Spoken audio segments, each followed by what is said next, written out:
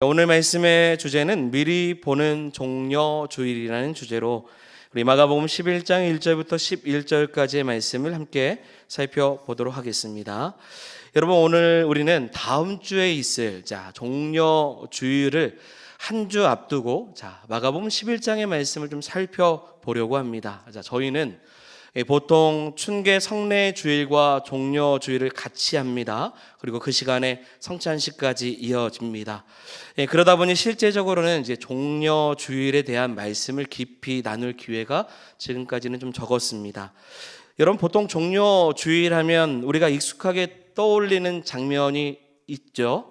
종려 나무 가지를 가지고 흔들면서 뭘 외치죠? 호산나를 외칩니다. 그리고 누가 들어가십니까? 예수님께서 예루살렘에 들어가시는 장면을 우리가 생각하게 됩니다. 그러면서 우리는 종려 주일 이후에 뭘 기억하냐면 고난주간이 있고, 또 뭐 있습니까? 십자가에 달리시는 사건을 기억하게 되고, 그 다음에 부활 주일을 보게 됩니다. 그래서 종려 주일에 대한 의미보다는 그 이후의 사건들을 더 많이 기억하게 되죠. 이 정도로만 기억을 합니다. 종려주일, 예수님께서 나귀 타고 들어가신 사건. 그런데 여러분, 오늘 말씀을 통해서 다시 한 번 더 종려주일에 대한 인식이 좀 바뀌기를 원합니다. 저는 이렇게 정의합니다. 종려주일은 왕을 맞이하는 날. 뭐라고요? 왕을 맞이하는 날.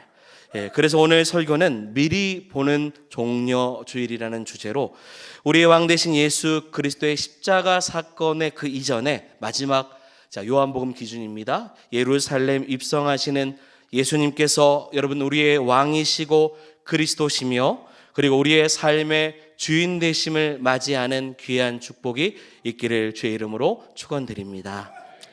그런데 사랑하는 여러분, 모든 시대를 좀 돌아보면 왕을 맞이하는 일은 언제나 사람의 기대와 연결이 됩니다. 그래서 사람들은 누구나 자기 기대를 품고 누군가를 기다리기 시작해요. 특별히 여러분, 삶이 어렵고 형편이 막막하고 오늘보다 내일이 더 불안할수록 사람들의 마음속에 이런 생각이 듭니다. 좀 누군가 와서 이 현실을 좀 바꿔주면 좋겠다. 이 답답한 상황을 뒤집어 주면 좋겠다. 누군가 와서 우리를 살려주면 좋겠다라는 생각을 갖게 됩니다. 여러분, 최근에 나온 영화 가운데 그런 사람들의 마음을 잘 대변해 주는 영화 하나가 있어요. 지금 무려 1,400만 관객을 동원한 왕과 사는 남자라는 영화입니다. 저는 이 영화를 설 연휴 때 보았습니다. 그래서 정말 많은 사람들이 보더라고요. 제가 봤던 그 영화관 안에 우리 교회 성도님들이 계시더라고요. 그만큼 또 많이 보시기도 했는데, 이 영화는 강원도 영월 산골 마을에 사진 보시면 어몽도라는 촌장이 나오는데, 그는 가난한 마을 사람들을 보며 늘 마음이 무거웠던 사람입니다. 먹고 사는 것이 너무 힘들고 또 마을에는 조금도 어떤 희망이 전혀 보이지 않았던 겁니다. 그런데 그가 어느 날 한 가지 기대를 품게 되었어요. 자신이 사는 이 청령포가 유배지가 되면 어떨까라는 기대를 갖기 시작합니다. 지체 높은 대감님 하나라도 이곳으로 잠시 유배 오시면 어떨까라는 거죠. 그 대감을 잘 모시기만 하면 훗날에 우리 마을 살림도 좀 피고 다들 팔자도 펼 수 있을 것 같은데, 그의 마음속에 그런 기대가 생겼던 겁니다. 그리고 그 기회가 찾아왔어요. 누가 온다는 겁니다. 그들은 이제 우리에게도 기회가 왔다. 이제 우리가 좀 살 수 있는, 그리고 지체 높은 분이 오셔서 우리 형편이 조금 달라지겠구나. 그런데 정작 그들이 맞이한 이는 그들이 기대했던 권세에 있는 대감이 아니었습니다. 당장 마을을 살려줄 힘이 있는 실세가 온 것도 아니에요. 너무 초라하고 실제로 나이도 어리고 너무 나약해 보이는 존재가 온 것입니다. 그 초라한 모습의 사람은 왕위에서 쫓겨나 실제로 유배길에 오른 어린 왕, 누구라고 써있냐면 이홍위라는 거죠. 단종으로 우리가 잘 알고 있습니다. 어몽도와 마을 사람들은 이렇게 수염도 있고 또 근엄한 분이 오셔서 자신들에게 무엇인가를 좀 해줬으면 하는 마음이었는데, 오히려 자신들이 품어야 될 만큼 초라해 보이는 왕이 온 것이 오히려 그들의 마음에 실망을 준 것입니다. 나머지 내용은 영화를 보시면 되겠습니다. 자, 저는 이 영화를 보면서도 사실 이게 목사라 그래요. 영화를 보면서도 말씀을 떠올려요. 여러분, 저는 이 말씀이 생각이 났어요. 당시 예루살렘의 사람들도 뭘 기다렸냐면 왕을 기다렸습니다. 그들은 기대했어요. 로마 압제를 무너뜨릴 왕, 민족의 수치를 끝낼 왕, 다윗의 영광을 회복할 왕, 눈앞의 현실을 단번에 바꿔줄 그 왕을 기다렸던 겁니다. 그래서 예수님께서 예루살렘으로 들어오신다고 할 때 사람들이 어떻게 했냐면 환호하기 시작했던 겁니다. 겉옷을 길가에 깔기 시작해요. 그리고 가지를 들었습니다. 그러면서 외치죠. 호산나라고 외칩니다. 그 사진 한번 이 그림이 하나 나왔었는데 예수님께서 나귀 타고 들어가시는 그 장면의 모습이죠. 그들의 마음속에서 기대가 있었습니다. 이제 때가 됐다. 이제 예루살렘을 뒤집을 때가 됐다. 우리의 억울함을 풀어주고 우리를 살려줄 왕이 오셨다라는 거예요. 자, 그런데 사랑하는 여러분, 실제로 오신 예수님은 그들의 기대한 방식과 전혀 어울리지 않는 모습으로 오셨다라는 것이 반전입니다. 사람들은 군마를 기대했는데 예수님은 나귀 새끼를 타고 오셔요. 사람들은 칼과 힘을 기대했는데 그런데 예수님은 자꾸 죄인의 형벌인 십자가를 향해 가시는 모습을 보이기 시작합니다. 사람들은 정치적 해방을 기대했습니다. 그런데 예수님은 눈에 보이지도 않는 죄와 죽음에서로부터 해방과 구원을 이루신다고만 말씀을 하시는 겁니다. 사람들은 화려한 왕관을 기대했습니다. 그런데 예수님은 가시 면류관을 쓰시고자 계속 골고다를 향해 가시는 것입니다. 바로 여러분, 이것이 우리가 다음 주일을 맞이하는 종려주일에 대한 이야기입니다. 그리고 종려주일의 역설이죠. 사람들의 기대와 전혀 다른 모습을 가진 왕이 오시기 때문입니다. 그래서 오늘 우리는 질문해야 됩니다. 나는 어떤 예수님을 기다리고 있는가? 내 기대를 만족시켜줄 왕인가? 아니면 하나님의 뜻을 이루시는 참된 왕인가? 사랑하는 여러분, 미리 보는 종려주의 말씀을 통해서 수많은 사람들 같이 종려가지를 흔들기 전에 오늘 먼저 우리의 마음을 살펴보시기를 소망합니다. 정말 내가 주님을 맞이할 준비가 되어 있는가? 내가 정말 예수님 그대로 믿고 있는가? 오늘 말씀을 통해 종려가지를 흔드는 그 손보다 먼저 주님을 맞이할 마음을 먼저 준비하는 성도들이 되기를 주의 이름으로 축원드립니다. 이제 진짜 말씀 속으로 들어가 보겠습니다. 예수님은 사람들이 기대한 방식이 아니라 하나님이 정하신 방식으로 입성하셨습니다. 아멘. 자, 이 사건을 우리 함께 말씀을 통해 보죠. 1절 읽겠습니다. 그들이 예루살렘에 가까이 와서 감난산 벳바게와 베나니에 이르렀을 때 예수께서 제자 중 둘을 보내시며 아멘.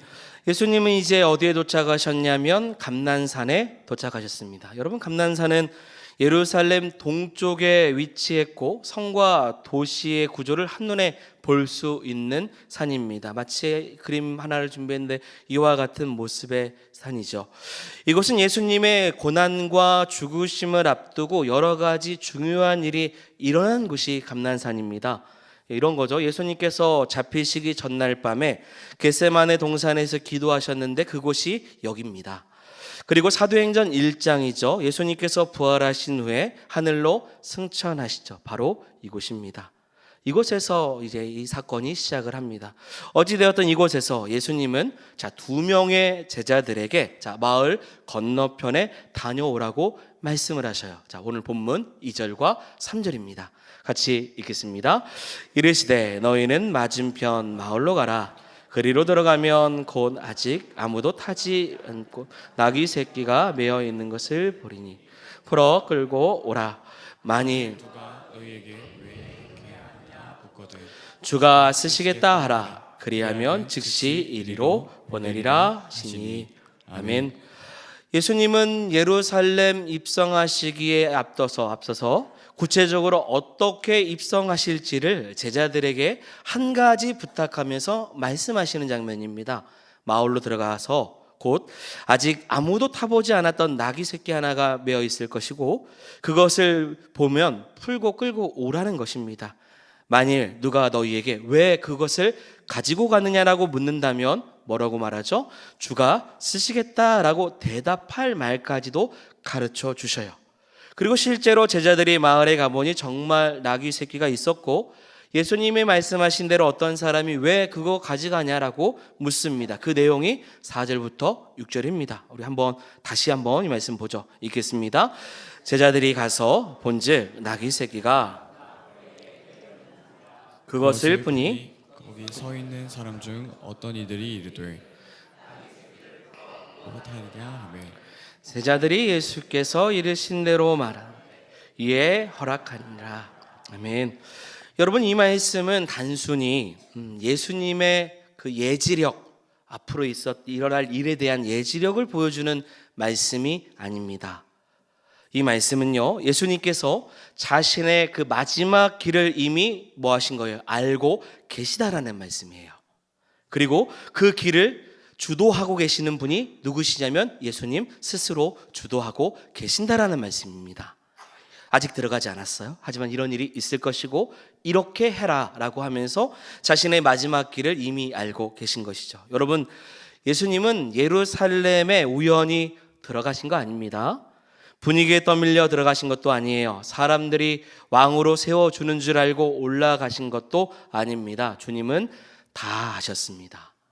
예루살렘에 들어가시면 무슨 일이 일어날지를 다 알고 있었고 그곳에서 배반도 하셨고 조롱도 하셨고 채찍질을 당하시고 십자가의 사건까지도 이미 다 알고 계셨습니다. 그런데도 그 사건을 준비하면서 들어가십니다. 왜입니까? 사랑하는 여러분, 왜일까요? 이미 알고 있음에도 그 고통의 자리로 왜 가셨습니까? 사랑 때문입니다. 여러분, 사랑은요 모르고 가는 것이 아닙니다. 사랑은 다 알면서도 가는 것입니다. 그러니까요, 종려주의를 볼 때 제일 먼저 우리가 붙들어야 될 것이 이것입니다. 예수님은 박수 받으러 올라가신 것이 아니라 우리를 사랑하셨어요. 그리고 우리를 살리시기 위해서 십자가를 지러 이미 알고 올라가셨다라는 것입니다. 이걸 놓치면 여러분 종려주의를 놓치는 것입니다. 왜 들어가셨는지를요. 사람들의 눈에는 수많은 사람들의 환호가 보입니다. 사람들의 눈에는 자신들이 앞으로 받을 그 영광과 해방에 대해서 눈으로 보고 싶어 했습니다. 그러나 예수님의 입성은요, 희생과 고난과 십자가를 보고 걸어가셨던 그 시작점입니다.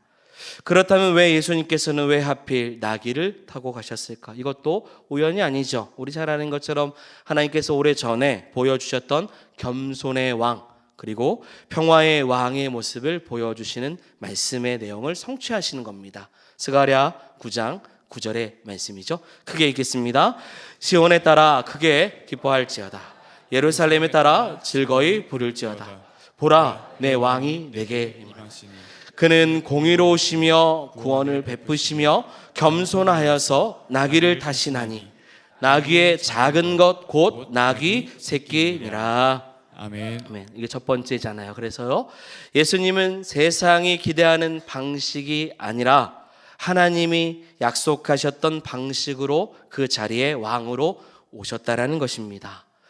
세상 왕은 칼을 듭니다. 그러나 예수님은 자신의 몸을 내어주셔요.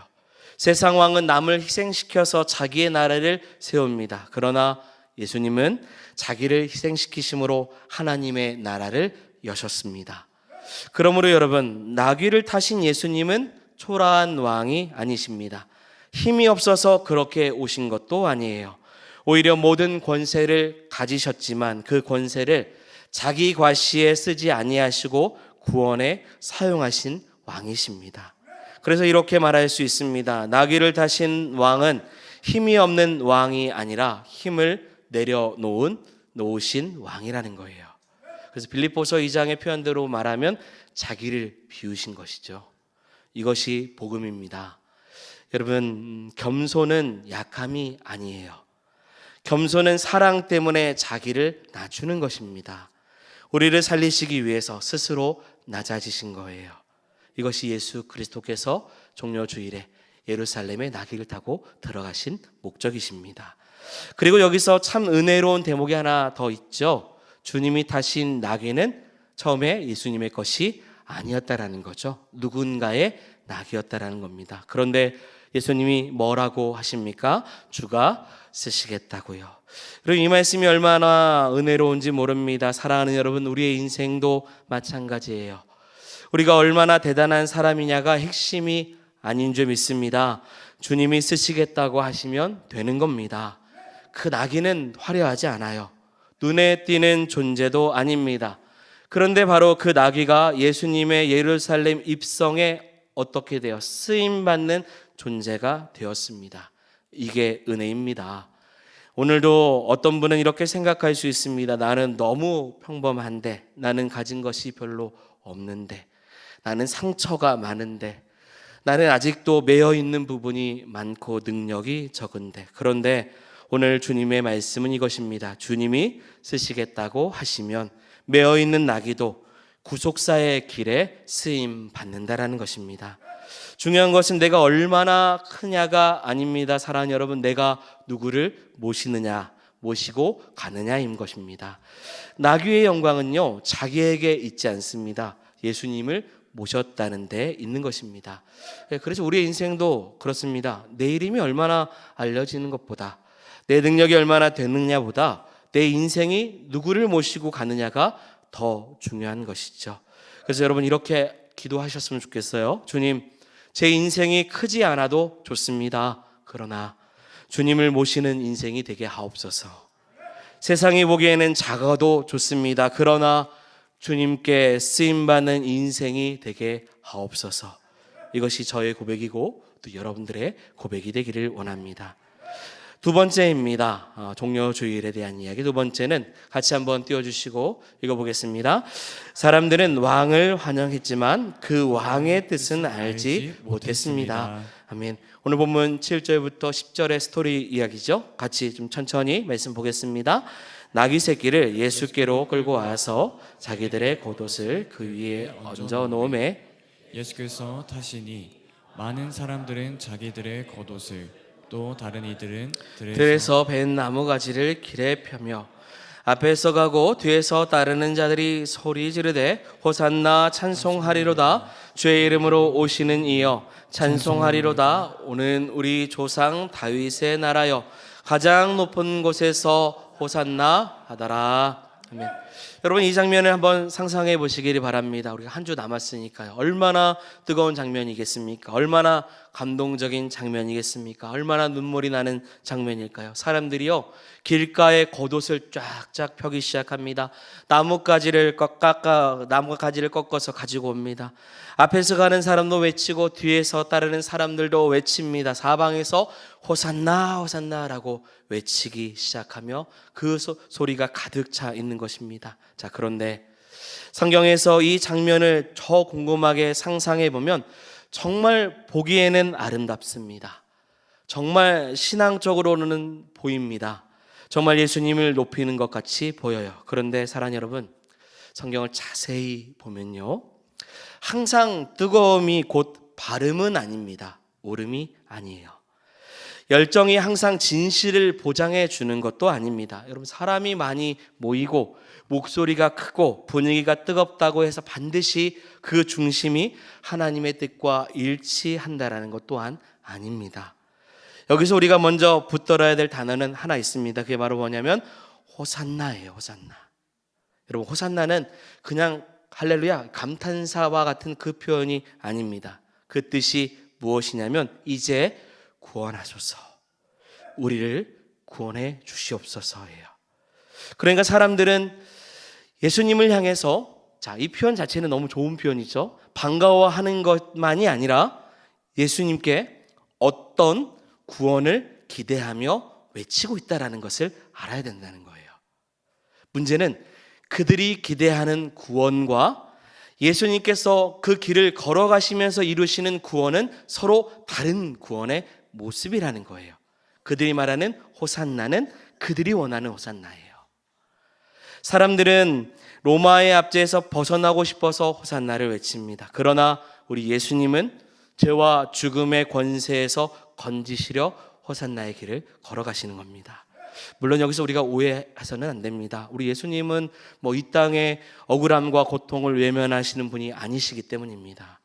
눈물과 억압과 아픔을 모른 척 하시는 분 또한 아니십니다. 그러나 예수님은 이 문제를 이제 겉으로만 잠깐 바꾸는 수준이 아니라, 사랑하는 여러분, 그 모든 비참함의 뿌리, 그 뿌리 죄와 사망의 권세를 깨트리시기 위해서 오셨다라는 것입니다. 사람들은 당장 눈앞에 있는 문제가 해결되기를 원하며 호산나를 외치죠. 그러나 우리 예수님은 인간을 하나님께로 돌이킬 수 있는 구원자로 그 호산나의 길을 걸어가고 계시는 것입니다. 그래서 여러분 잘 보시면 잘 아는 내용이잖아요. 군중들이요 예수님을 환영했지만 예수님의 길을 전혀 이해하지 못해요. 그래서 얼마 지나지도 않습니다. 종려주일 이후에 5일 만에 예수님을 십자가에 못 박게 됩니다. 여러분 오늘 우리도 이 군중과 그리 멀리 있지 않을 때가 있습니다. 우리도 예수님 앞에 옵니다. 오늘도 예배를 드리고 있습니다. 찬양도 합니다. 봉사도 합니다. 그런데 가만히 보면 예수님을 예수님으로 사랑하는 것이 아니라 때로는 예수님을 통해 무엇인가를 얻고 싶은 것을 더 사랑하는 마음으로 올 때가 있습니다. 이게 참 무서운 지점입니다. 차라리 예수님을 대놓고 반대하는 것이 정말 위험한 것처럼 보이나 사실은 더 무서운 것은 예수님을 사랑한다고 하면서도 사실 내 기대를 더 사랑하는 거죠. 그럼 어떻게 됩니까? 예수님께서 내 기대대로 일하시면 우리는 뭘 외쳐요? 호산나를 외칩니다. 그런데 예수님이 내 기대와 좀 다른 호산나의 길을 걸어가시면 우리는 쉽게 실망합니다. 쉽게 원망해요. 쉽게 흔들려요. 그 일이요 정작 주님의 일이라고 할지라도 억울하다고 이야기를 합니다. 그래서 오늘 우리는 정직하게 물어봐야 돼요. 다시 서론으로 돌아가면 나는 왜 예수님을 따르는가? 나는 정말 주님을 사랑하면서 호산나를 외치고 있는가? 아니면 주님을 통해서 내 삶이 잘 되기만을 더 사랑하고 있는 것은 아닌가입니다. 여러분 제가 보니까 신앙이 자랄수록 기도의 내용도 달라진다라는 것을 알 수 있습니다. 믿음이 어릴 때는요 주님 이것을 해 주십시오가 우리 기도의 중심일 때가 많습니다.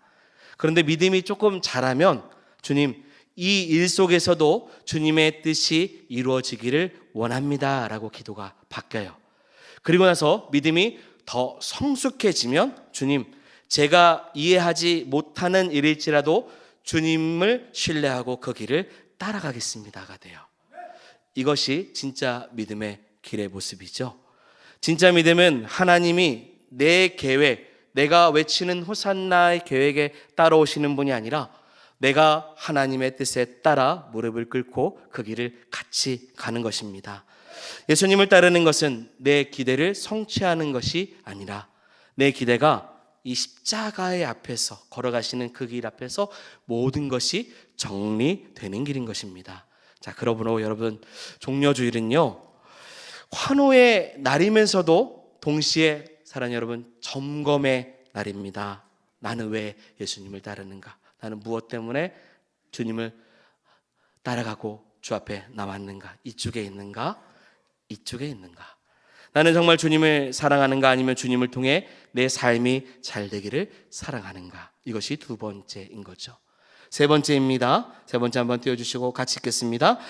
예수님은 환호를 즐기지 않으시고, 아멘. 이제 마지막으로 본문 11절의 말씀인데요. 같이 읽어보겠습니다. 예수께서 예루살렘에 이르러 성전에 들어가사, 아멘. 여러분 이 말씀은 짧지만 굉장히 중요합니다. 어쩌면 제가 오늘 말씀을 준비하면서 가장 핵심이라고 생각이 되는 말씀이에요. 자, 왜냐하면 사람들의 눈에는 이 앞절에 있는 9절과 10절이 절정처럼 보이기 때문입니다. 호산나, 주의 이름으로 오시는 이여, 다윗의 나라여. 사람들의 눈에는 그 장면이 절정입니다. 최고 고지점에 있는 말씀으로 볼 수 있습니다. 그러나 이 마가복음을 기록한 마가는요 아주 조용하게 그리고 아주 깊이 그 다음 절에 우리의 시선을 11절로 옮겨갑니다. 그러면서 여러분, 예수님께서 어디로 가셨냐라고 말씀을 기록하고 있냐면 성전으로 가셨다라는 거예요. 여러분, 성전에 가셔서 예수님께서 무엇을 하셨습니까? 모든 것을 둘러보셨다라는 거예요. 여러분, 여기서 둘러보시고가요, 그냥 슬쩍 한번 보셨다라는 뜻이 아닙니다. 주의 깊게 깊이 살펴보셨다라는 거예요. 여러분, 사람들은 환호했습니다. 그리고 서로의 모습을 보았어요. 그런데 그때 예수님은 무엇을 보셨어요? 성전을 보셨습니다.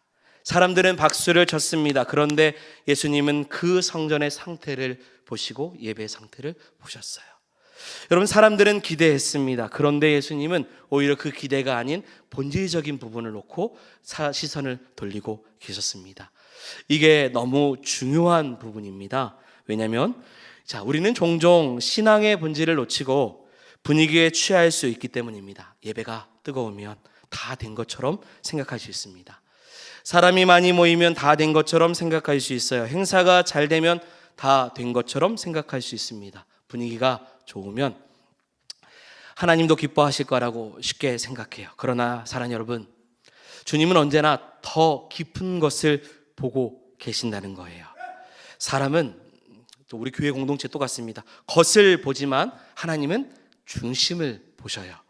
사람은 열심을 보죠. 얼마나 열심히 행하는가를 보지만 주님은 그 안에 목적을 보십니다. 사람은 외형을 보지만 주님은 이 성전이 과연 하나님께 합당한가를 보신다는 거예요. 그러므로 오늘 본문은 우리에게 아주 두렵고도 복된 질문을 던집니다. 오늘 주님께서 우리의 교회에 오셔서 둘러보신다면 무엇을 보실까요? 종료주일을 맞이하는 다음 주 우리 교회에 오셔서 주님은 무엇을 보실까요? 오늘 주님께서 내 가정에 오셔서 여러분 둘러보신다면 여러분 무엇을 보고 계실까요? 주님께서 내 마음에 들어오셔서 둘러보신다면 여러분 무엇을 보실까요? 겉으로는 신앙인처럼 보이는데 속으로는 자기의 영광을 구하고 있는 그 모습, 입술로는 찬양을 하는데 마음으로 계산하는 혹은 그 모습, 봉사를 하는데 주님보다 더 인정받고 싶은 그 모습들, 그러하지 않겠지만 예배를 드리는데 실제로 내 뜻이 무너지지 않기를 바라는 그런 모습을 혹여나 갖고 있다면 그것을 보고 계시는 것은 아닐까요? 사랑하는 여러분, 왕 대신 예수님은 저를 보십시오. 들어오셔요. 내 안에 성전에 내 삶을 보십니다. 왜 그렇습니까? 왕이 오셔서 반드시 정리가 시작되기 때문입니다. 왕이 오시면 무너진 것이 드러나기 때문입니다. 왕이 오시면 거짓이 드러납니다. 왕이 오시면 더러운 것이 정결케 됩니다. 그런데 여기서 우리가 꼭 붙들어야 될 것이 있어요. 여러분, 주님이 성전을 보셨다라는 말은 두려운 말이죠. 내가 성전이라면 더 그렇습니다. 그러나 동시에 이것은 가장 복된 말인 줄 믿습니다. 가장 큰 은혜예요. 왜냐하면 주님이 내 마음을 둘러보셨다라는 것은요, 곧 정결케 하시고자 다시 하나님께 예배하는 자로서 무너진 삶을 회복시키시고자 내 마음을 둘러보셨다라는 것은 나를 버리시기 위한 것이 아니라 그 민족을 버리시기 위한 것이 아니라 결국 다시 살리시기 위해서 둘러보셨다라는 거예요. 이것이 여러분 종려주일의 의미입니다. 종려주일은 다시 서론에 말씀드린 것처럼 왕이 내 삶에 들어오시는 날입니다. 왕을 맞이하는 날이에요.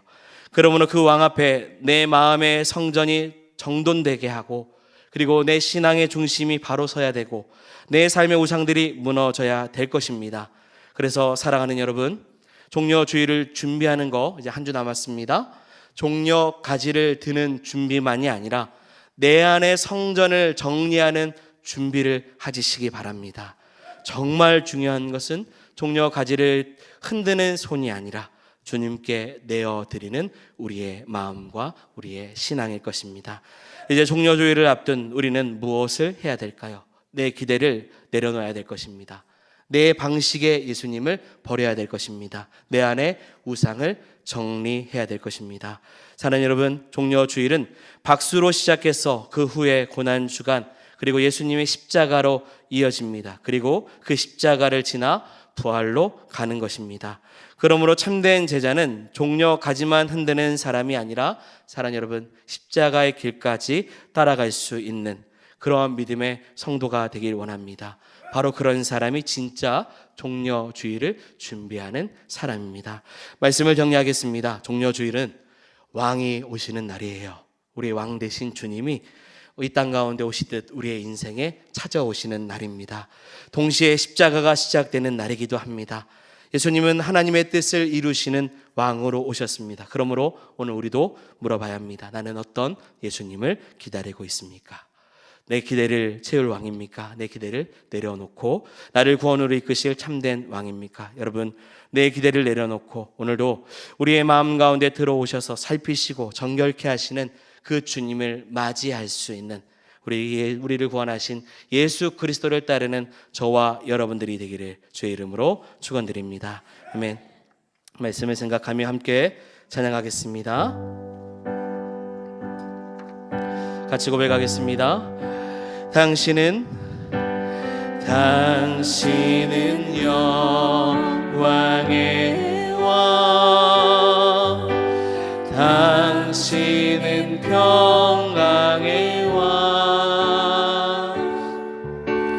당신은 하늘과 땅의 주, 당신은 정의의 아들, 천사가 무릎 꿇고 예배하고 찬송하네. 영원한 생명만 당신은 예수 그리스도 주. 호산나 호산나 다윗의 자손께, 호산나 불러 왕 중의 왕. 높은 하늘의 영광은 예수 주 메시아. 그렇게 믿습니다. 당신은 영광의 왕, 당신은 영광의 왕, 당신은 평강의 왕, 당신은 하늘과 땅의 주, 당신은 정의의 아들. 천사가 무릎 꿇고 예배하고 찬송하네. 영원한 생명만. 우리 같이 고백하겠습니다. 당신은 예수 그리스도 주. 호산나 다윗의, 호산나 다윗의 자손께, 호산나 불러 왕 중의 왕. 높은 하늘의 영광은 예수 주 메시아. 호산나 다윗의 자손께, 호산나